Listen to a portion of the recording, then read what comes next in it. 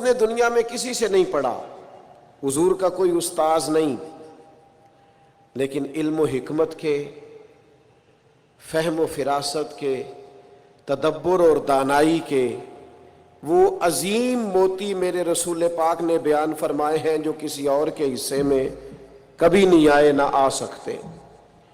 نبی پاک امی ہیں، کسی دنیاوی استاد سے سرکار نے نہیں پڑھا، اور یہ بھی حضور کی نبوت پر اعلیٰ دلیل ہے کہ پڑھا کسی سے بھی نہیں، لیکن جب حضور بولتے تو حکمت کے موتی پوری دنیا کے اندر پھیل جایا کرتے اور خوشبو سمٹ جایا کرتی۔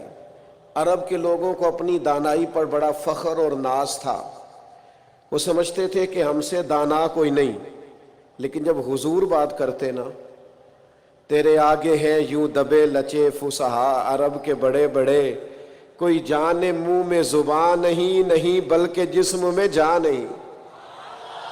عرب کے اندر اختلاف ہو گیا تھا، جب یہ خانہ کعبہ کی تعمیر کر رہے تھے تو اختلاف ہو گیا۔ ابھی نبی پاک علیہ السلام نے اعلان نبوت نہیں فرمایا تھا، پہلے تو بڑے ذوق شوق سے مل کے بیت اللہ شریف کی نئے سرے سے انہوں نے تعمیر کی، لیکن چونکہ رقابت رکھتے تھے، آپس میں دشمنیاں رکھتے تھے، جب حجر اسود کو اپنی جگہ پہ لگانے لگے تو اختلاف ہو گیا۔ ایک قبیلہ کہنے لگا میں کروں گا، دوسرا کہنے لگا میں کروں گا۔ یہ خاندانوں میں بھی اختلاف ہو جاتا ہے، جماعتوں میں بھی اختلاف ہو جاتا ہے، لیکن جو لیڈر اور قائد ہوتا ہے اس کا کمال یہ ہوتا ہے کہ وہ اپنے کارکنوں کو جوڑ کے رکھے۔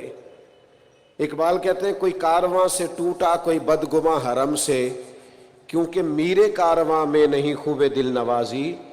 اس کا کام ہوتا ہے جوڑ کے رکھنا۔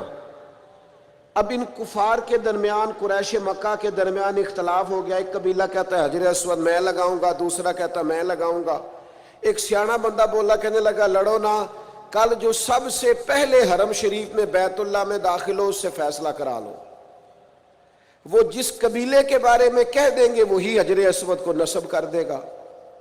اللہ کی شان یہ کہ صبح سب سے پہلے حرم میں رسول رحمت داخل ہوئے صلی اللہ تعالی علیہ وسلم۔ اب تو یہ سارے خوش ہو گئے کہ یہ تو صادق اور امین ہے۔ آپ زیادہ توجہ کیجئے گا، انہوں نے طے کیا ہوا تھا کہ جو بھی جس کے حق میں بھی آنے والا فیصلہ کرے گا قبول کریں گے۔ تو اگر نبی پاک علیہ السلام کسی ایک قبیلے کا نام لے دیتے تو انہوں نے تو طے کیا تھا کہ جس کا بھی نام لیں گے ہمیں قبول ہوگا، لیکن میرے محبوب امی ہیں، پر رب نے وہ فہم و فراست دیا ہے، وہ کمال دیا ہے، وہ اللہ تعالیٰ نے محبوب کو شان و عظمت عطا فرمائی، وہ بلندی عطا فرمائی ہے نبی پاک کو کہ سرور کائنات علیہ الصلوۃ والسلام کے سامنے دم خود ہو جاتی ساری کائنات۔ حضور نے فرمایا کیا جھگڑا ہے؟ کہا جھگڑا یہ ہے کہ ایک قبیلہ کہتا ہے حجر اسود میں رکھوں گا، دوسرا کہتا ہے میں رکھوں گا، اور کچھ نے تو پیالے میں خون ڈال کے قسم بھی کھا لی ہے کہ مریں گے یا مر جائیں گے، لیکن حجر اسود کسی اور کو نہیں رکھنے دیں گے۔ حضور نے فرمایا یہ لڑائی ہے تمہاری؟ کہا ہاں۔ تو محبوب نے نا اپنی چادر مبارک کو بچھایا، حجر اسود کو اٹھا کے چادر میں رکھا، فرمایا لڑو نا، سارے قبیلے ہی چادر کا ایک ایک کونا پکڑ لو۔ 12 کے 12 قبیلوں نے چادر کا ایک ایک کونا پکڑا، وہ اٹھا کے لائے جہاں رکھنا تھا۔ محبوب نے اپنے ہاتھوں سے اٹھا کے جو رکھا نا حجر اسود کو، اور پھر پلٹ کر ان کے چہرے دیکھے تو حضور کے فیصلے پر سارے راضی ہو چکے۔ یہ دانائی، یہ تدبر، حضور امی۔ اور ایک اور بات بھی، ہم اپنی نسلوں کو مطمئن نہیں کرتے، ڈانٹ کے چپ کراتے ہیں۔ اگر ذہنی سطح پر کوئی سوال ابھرتا ہے، گھر میں کوئی اختلاف ہوتا ہے، تو ہمیں دلیل کی طاقت کے ساتھ سامنے والے کو مطمئن کرنا چاہیے۔ ہم کتاب و سنت کے ماننے والے ہیں، ہمارے پاس روشن دلائل ہیں،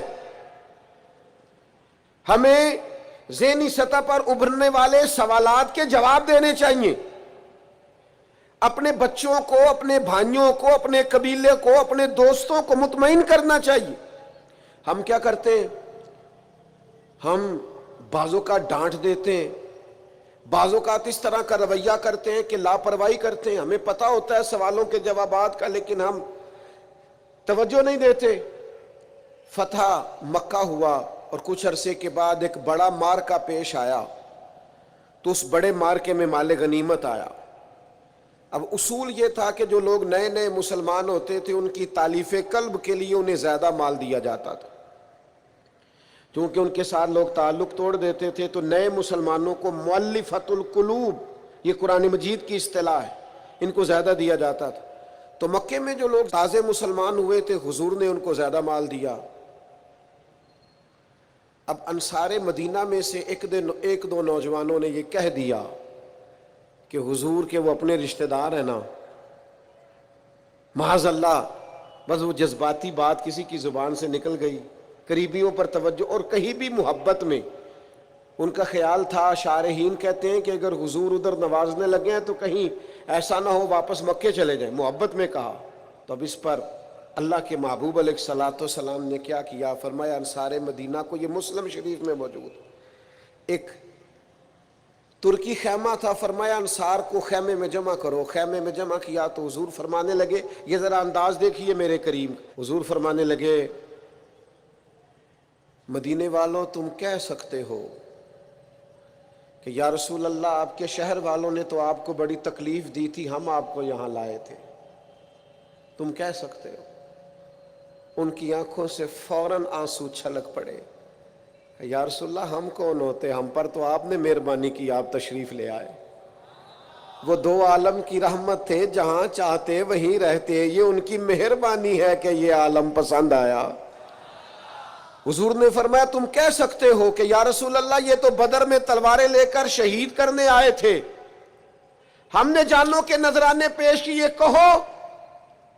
وہ رو پڑے، کہ یا رسول اللہ نہیں، یہ تو ہم پہ اللہ رسول کا احسان ہے کہ ہم میں سے کوئی شہید ہو گئے، کوئی غازی ہو گئے۔ نبی کریم علیہ السلام نے فرمایا تم کہو کہ یہ احد میں آپ پر پتھر برساتے تھے، ہم نے سینے آگے کر کے ڈھال بنائی تھی، کہو۔ ہر ایک آنکھ آنسو برسانے لگی، آنسوؤں کے وضو ہونے لگے۔ جب پوری طرح دل نرم ہو گئے تو محبوب نے ایک جملہ ایسا کہا کہ سوال ہی سرے سے ختم ہو گیا۔ فرمایا مدینے کے میرے بھولے انصار، کیا تم یہ پسند نہیں کرتے کہ مکے والے اپنے گھر جائیں تو بھیڑ بکریاں اونٹ لے کے جائیں، اور تم جب مدینے جاؤ تو اللہ کا رسول اپنے ساتھ لے کے جاؤ؟ کیا تم یہ پسند نہیں کرتے کہ تم مجھے اپنے ساتھ؟ بس پھر تو دل نعرے لگانے لگے، روحیں وجد کرنے لگی، طبیعتیں کھلنے لگیں۔ رسول اللہ صلی اللہ تعالی علیہ وسلم کے لفظوں پر وہ لوٹ پوٹ ہونے لگے۔ حضور امی ہیں پر محبوب بات کرتے ہیں نا تو سینہ ایسے کھل جاتا ہے کہ جیسے نور نالا نور ہو گیا۔ حضور بات کرتے ہیں تو منہ سے پھول جھڑتے ہیں۔ نبی کریم علیہ السلام گفتگو کرتے ہیں تو یوں لگتا ہے ساری باتیں میرے لیے ہی ہیں، ساری باتیں آپ کے لیے ہی ہیں۔ حضور امی ہیں۔ اور پھر اللہ تعالیٰ فرماتے ہیں کہ یہ محبوب وہ ہے جن کی شان یہ ہے کہ الذی یجدونہ مکتوبا عندہم فی التوراۃ والانجیل، فرمایا ان کی شانیں تم لکھی ہوئی پاؤ گے تورات میں بھی اور انجیل میں بھی۔ حضرت عیسیٰ تو خود فرما گئے نا، میں تمہیں اپنے بعد ایک محبوب کی خوشخبری دے کے جا رہا ہوں جن کا نام احمد ہوگا۔ ابن یعقوب کو اللہ نے صورت بخشی، ید بیضا کی کلیم اللہ کو نعمت بخشی، ہر نبی کو کوئی عزت کوئی عظمت بخشی، اور میری سرکار کو بے پردہ زیارت بخشی۔ فرمایا میں تمہیں خوشخبری دے کے جا رہا ہوں، اپنے بعد بشارت دے کے جا رہا ہوں، ان کا نام احمد ہوگا۔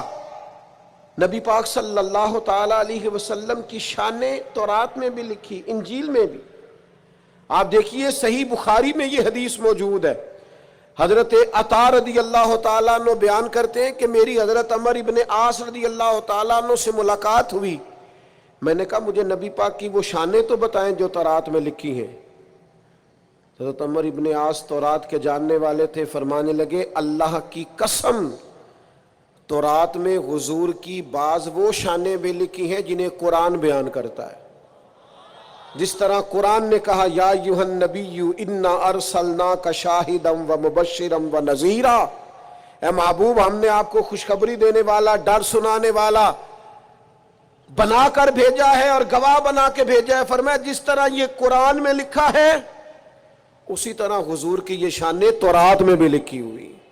پھر حضرت عمر ابن عاص رضی اللہ تعالیٰ عنہ ارشاد فرمانے لگے حضور علیہ السلام کا نام تورات میں رسول بھی لکھا ہے اور متوکل بھی لکھا ہے۔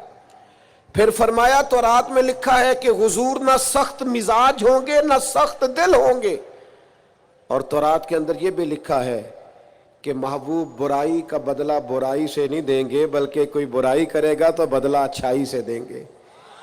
یہ بھی لکھا ہے بازاروں میں شور نہیں کریں گے، یہ بھی لکھا ہے کہ معاف کر دیا کریں گے، بخش دیا کریں گے، اور تورات میں یہ بھی لکھا ہے کہ جن کے کان غفلت کی وجہ سے بہرے، گونگے اور جو لوگ اندھے ہو گئے ہیں اللہ محبوب کی برکت سے سب کو بینائی اور بصارت عطا فرمائے گا۔